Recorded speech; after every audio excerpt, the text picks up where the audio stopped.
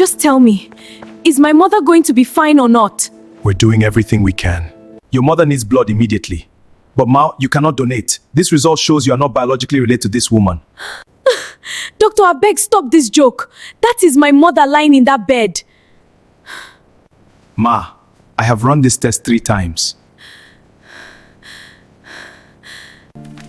Then who am I? The morning everything changed, Chisom Okafor had been running late. She had been running late for most of her adult life. Late to her own graduation because the downfall she boarded at Owerri Motor Park had 2 flat tires. Late to her first job interview because she stopped to help an old woman carry her load across the road. Late to her own introduction ceremony because she had gone back to make sure her mother's wrapper was tied correctly before anyone else could see it. Chisom was always the one who stopped, always the one who went back, always the one who made sure everyone else was comfortable before she thought about herself. So, when her sister Adana called her at 6 in the morning screaming that their mother had collapsed in the kitchen, Chisom did not waste a single second. She threw a dress over her head, pushed her feet into the wrong pair of slippers, grabbed her bag and ran. Not walked, ran to the nearest bus stop in Lagos Island, where she had been living for the past 3 years, working as an administrator at a private firm on Broad Street. By the time she reached the government hospital in Owerri, where they had taken her mother, Mama Chisom was already on a drip, unconscious, her chest rising and falling in that slow, terrible way that makes your own chest tighten just from watching. The doctor was a young man, young enough to make Chisom nervous, with careful eyes and the quiet voice of someone trained to deliver bad news without flinching. She lost a significant amount of blood, he said. We need to transfuse urgently. Is there any family member present who can donate? Adana had been ruled out, low iron, a condition she had managed for years. Their brother Emeka was somewhere in Kano, unreachable. Their father had died 11 years ago. That left Chisom. Chisom, who had always been the strong one, the responsible one, the one the family called whenever something needed handling. Test me, she said immediately. Whatever she needs, test me. The young doctor nodded and a nurse led her to a small side room where the blood was drawn quickly and efficiently.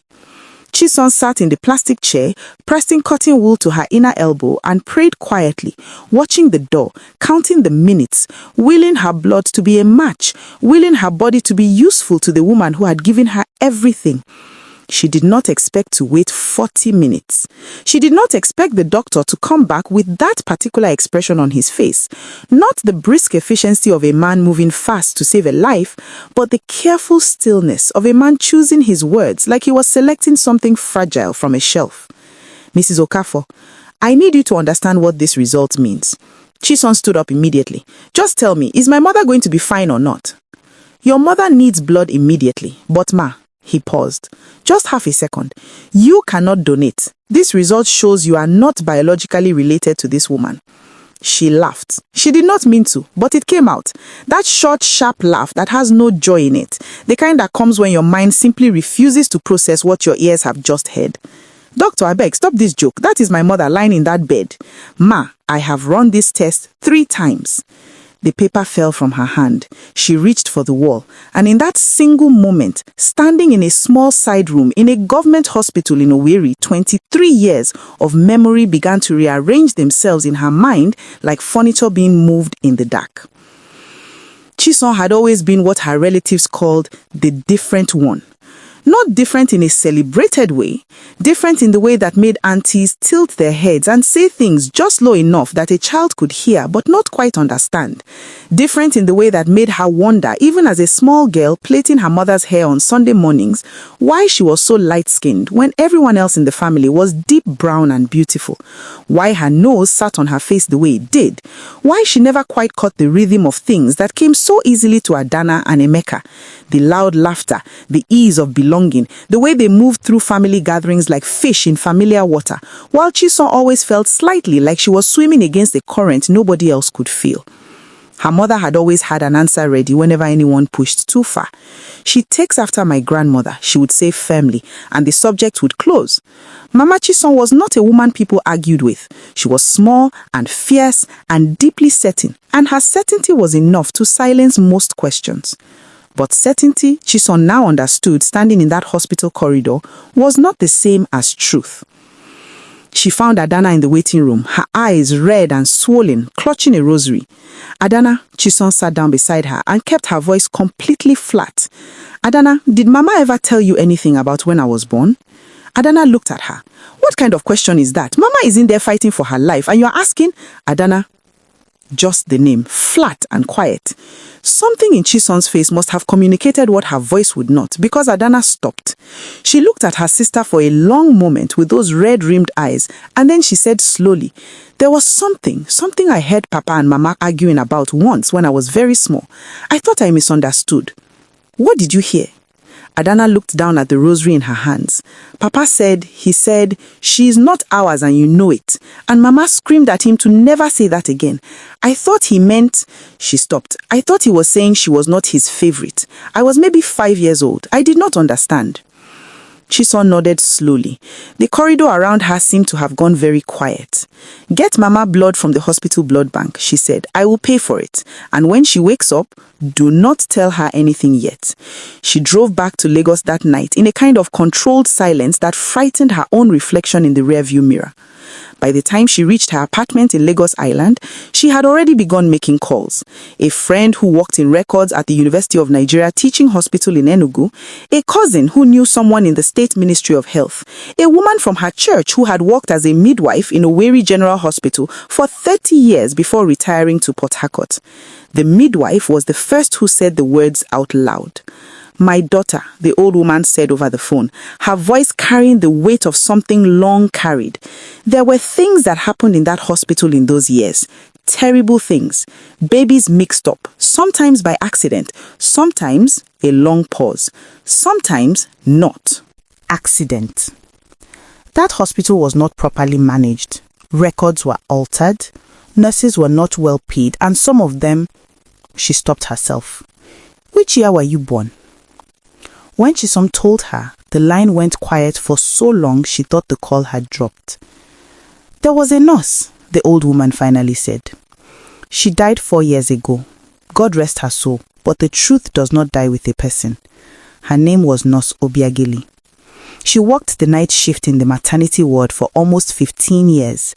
There were rumors about her, that she helped certain wealthy families who lost babies or had babies born with problems, that she would..." Another stop.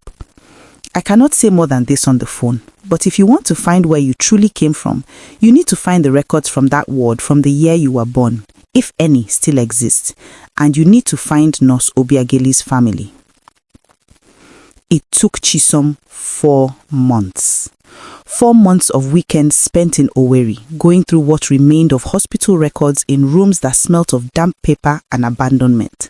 4 months of conversations with retired nurses and elderly ward cleaners and a records clerk who remembered more than he was initially willing to admit. 4 months of sending money she did not have to spare to people who could access filing systems she could not reach herself. And then, one Tuesday afternoon in her office on Broad Street, her phone rang with a number she did not recognize. It was Nurse Obiageli's daughter, a quiet woman named Blessing who lived in Rumuola in Port Harcourt, Lagos. Blessing had found Chisom through the clerk, and Blessing had something that changed everything: her mother's private journal. A worn notebook with a faded green cover that Nurse Obiageli had kept for 12 years and hidden under the floorboards of her bedroom, like a confession she could never bring herself to make aloud. Chisom drove to Port Harcourt the same night. She sat across from Blessing in a small sitting room with a ceiling fan that turned too slowly and read the entries with hands that would not stop shaking. The writing was small and cramped and full of the particular guilt of a woman who knew what she had done and could not undo it. The entry from the night of Chisom's birth was 3 pages long. A wealthy couple from Owerri, The husband was a senior government official. The wife had delivered a baby girl who was born still or near enough that the outcome was certain, and they had been told to prepare themselves. In the chaos and grief of that night, Nurse Obiageli had made a decision that was not hers to make. A second baby girl, born just hours earlier to a young couple from a poor compound in Owerri, healthy, strong, crying loud, had been placed in the wrong crib. Papers had been adjusted in the dark hours before morning. 2 families left that hospital the next day, each carrying a child that did not belong to them. And only one person in the world knew. Chisom read it twice. Then she sat back and looked at the ceiling fan turning slowly above her and breathed. She was not Chisom Okafor from a poor compound in Owerri. She was the daughter of Chief Bartholomew Eze of Maitama, Abuja. A man she had seen on the news, a retired federal commissioner whose family lived behind high walls and iron gates, and whose daughter, his daughter, the one he is raising, had been named Adaze and educated in the best schools in Abuja and then sent to the University of Manchester and now works in a law firm in Victoria Island, Lagos. Victoria Island. Chisom's office was on Broad Street, Lagos Island. They had been living 40 minutes apart. She did not go to the Eze family immediately. She sat with the knowledge for 2 weeks, carrying it carefully like you carry something you are not sure is real, turning it over in the dark when she could not sleep, examining it from every side. She called Blessing every other day. She reread the journal entries until she had memorized them. She went to see her mother, her Owerri mother, Mama Chisom, now recovered and sitting up in bed complaining about the hospital food. And she sat beside her and held her hand and said nothing at all about any of it. Because whatever the blood test said, whatever Nurse Obiageli had written in a green notebook under her floorboards, this woman had held her through every fever, had saved money in a clay pot under the bed to pay her school fees, had called her every Sunday morning for 23 years without missing a single one. Blood was one thing, but this woman was her mother, and nothing written in any notebook would change that. What she needed now was not to destroy what she had. What she needed was to find what had been taken. She contacted the Eze family through a lawyer. Chief Eze's reaction, according to what the lawyer later told her, was initially dismissal. These things happened, people made claims, wealthy families were targeted. But when the journal was presented, when the hospital records that still existed were cross-referenced, when a DNA test was proposed and completed and the results came back with the certainty of a door slamming shut, the dismissal stopped. Chisom met Adaize Eze, her biological sister, the woman raised in her place, in a hotel lobby in Victoria Island on a Friday afternoon. Adaize walked in wearing a cream suit and heels that added 3 inches to her already considerable height, and she stopped dead when she saw Chisom sitting across the lobby because it was like looking into a mirror that had been living a completely different life. Neither of them spoke for almost a full minute. Then Adaize sat down across from her and said quietly, "My mother has been looking for you for 20 years. Chisom's breath caught. What?